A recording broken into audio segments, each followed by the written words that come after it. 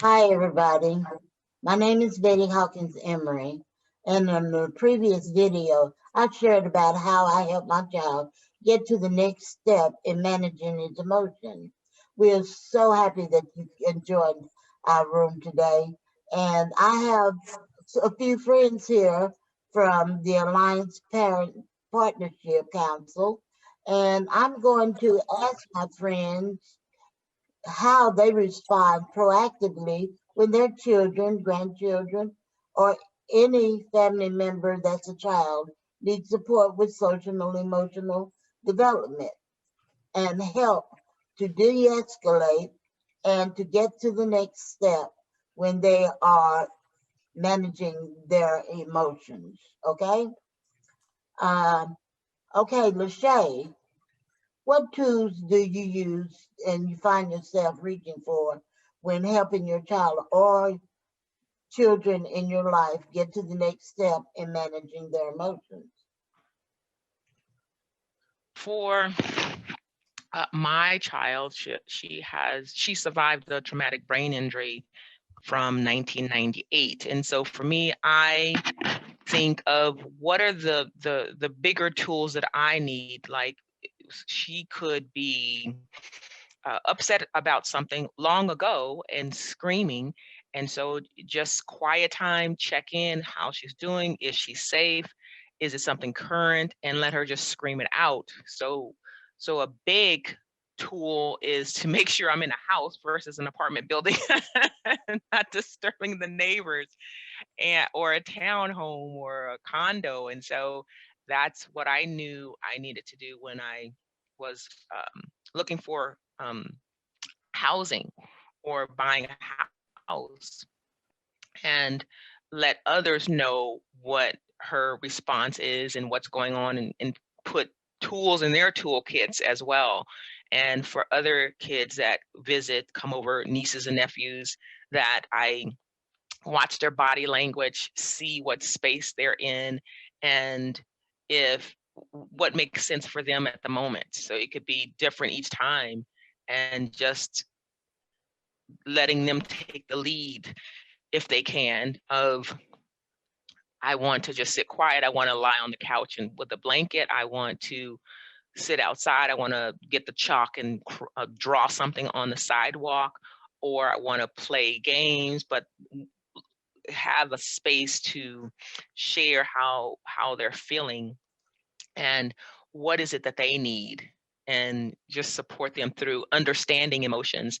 I think society definitely doesn't give us that support of anger, outrage, fear versus joy and happiness all the time. And so when my daughter is upset about something, I say, it's on the spectrum of emotions. Is there anything you as the adult need to support her through this? And I think it's about for each person, be it the adult or the child, what mental space are you in? What heart space are you in?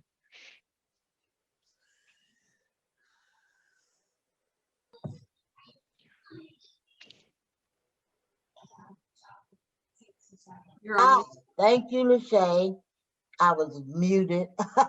But anyway, I think that's great how you brought in the adult aspect of it and related that to the child's aspect of bringing down the emotions. Okay, next I'm going to call on Kara. And what tools do you reach for when you're trying to help your children, your nephews, nieces, or any child get to the next level when they're managing their emotions? Thanks, Betty, for asking. This one is one that I feel like is a personal one, and that I had heard once before, that an escalated parent can't de-escalate and escalate a child. And so thinking about how my own emotions and my own feelings impact how I respond to my kids, and also how they pick up on those. Even if it's something that I'm feeling inside, they can almost sense that. Mm-hmm. And for my two kids, they have two totally different ways of managing. One needs space And that's hard for me because I want to fix it. I want to hear about it. I want to see what I can do. And they honestly just need their private space of processing and managing, and then they're in a space where we can talk about it and work it through. But that's really hard because my inner thing is I want to be right there and I want to be up close. And I have to respect that about that child. For my other one, it is up close and personal, hugs, sit right there alongside them. And with that, it reminds me again of where I'm at. If I'm feeling frustrated or overwhelmed because of the high emotions that they're expressing, they pick up on that, and the extreme almost lasts longer. And I have to find a way where I literally have to kind of remind myself, take a deep breath, like take a real deep breath. And so being really aware of, am I doing like short little breaths, or am I really taking that deep breath and really trying to keep myself calm to help them be calm? And so those are the biggest tools that I have found. But I'll be honest, buddy, it's hard because I feel like sometimes in those moments when the emotions are high and they're struggling and I have 5,000 things going on as a parent, it's a lot to manage, and it's a lot to take out the time that they really need me to take, whether it's to give them space and not be stressing and stewing, or going too soon to knock on the door and say, hey, do you want to talk? And for the other, really truly taking the time to sit. But it's a lot to manage. And most importantly, I found that it's just important to be aware of where I'm at emotionally, and make sure that I'm showing them how they can be calm and also have the opportunity to talk when they're ready to talk. Thank you, Kara. I think that is great. Actually, you're right. It is hard. You know, parenting is hard sometimes. But I love the fact that you talked about the individuality of your children and how one thing works for one and it doesn't work for the other. Those are great tools you talked about. So now I am going to ask Lucretia, what tools do you reach for, and how do you help your kids get, and other kids that you know, manage their emotions getting to the next level? So this particular situation for me, Betty, is a tough one. You know, there are a lot of books and scenarios and songs and ways and techniques of getting from one space to another.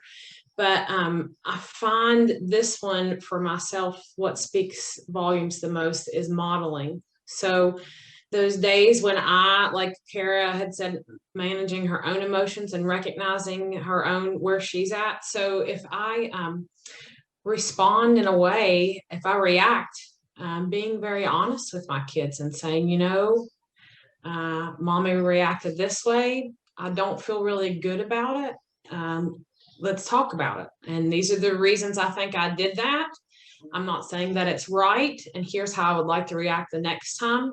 So modeling behaviors and acknowledging when I, as an adult, don't react the way that I would have liked to. Sometimes as adults, we, as we're trying to teach children and have those opportunities to have those conversations, they look to us and think that we know all the answers. And the truth is we don't. This particular tool in the toolbox, I like to think of it as like a piece of clay. You know, it's something that you wouldn't normally reach for when you're thinking about tools to help with situation. But when you think about clay, it's malleable, it's moldable, and you can make it into the shape that you want. And if you try it and it doesn't work, you can reshape it to do something else. And there are different situations in my life where I've thought that something was going to work, or I've used something, a certain strategy, a certain way, and I get to another situation, it doesn't work like that every time. But yet I'm still reaching for those same tools. So for me, it is a combination of things that have been said here today, but mostly modeling those moments when I think I have just dominated how to handle something, and also the times when I have not. And acknowledging that no matter what tool that I reach for, over time, it is the one-on-one conversations and the honesty and the relationship building that I'm having with my kids during those times, during those opportunities, and talking about our feelings together. And then one last thing I would share is that you have to be a little bit vulnerable and watch what you ask for. And what I mean by that is when you ask your children to open up and talk about things, being aware that they might say something that you don't like. And you got to be prepared for that. For example, my son the other day, we were talking about our emotions and how he was handling a particular situation. And he said, well, Mom, the other day when you handled a situation this way, you brought up the fact that it was because you were having a bad day. But when I have a bad day, it's not always allowed. You know, I'm not always comforted with the same feelings. And I was like, whoa, that hit really hard for me. And then I had to realize I can't take that personal. One, he is sharing from the heart. Two, I've asked him to do that. I didn't expect him to say something like that, but it was okay, you know, and that's real. And I did not react, you know. I said, well, thank you for being honest and sharing with me. And so it's just having those real, vulnerable, raw conversations with your children on both sides, sharing that leadership in these decisions and molding that clay together. Thank you, Lucretia. I just love that fact where you're talking about being honest and putting yourself down on the same level of your children. What did I do when I got faced with that, you know, and the choices that I made as opposed to the choices that you made, and explaining to them that every choice we made might not just be right, but those are choices that we make and the consequences that come behind that. Thank you so much for sharing that. Now I'm going to go to Maggie. Maggie, you have something to share on this subject of helping your children children manage their emotions, getting them to the next level? What we got? So actually, as I was listening to both Kara and Lucretia's answers, something they said resonated with me, and I'll be vulnerable for a minute.